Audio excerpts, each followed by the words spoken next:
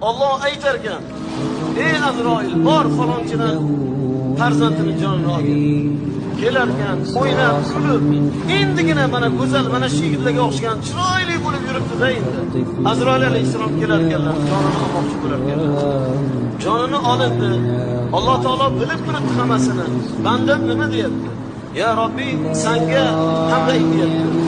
Bandam menga hamd aytyapti.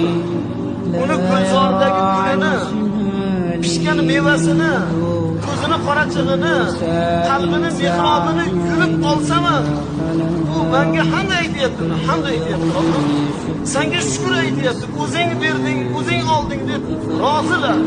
Biz qazoyi qadarga rozimiz ey Alloh deyapti. Alloh aytadi, guvoh bo'linglar. Bu bandalarimning gunohini kechirdim.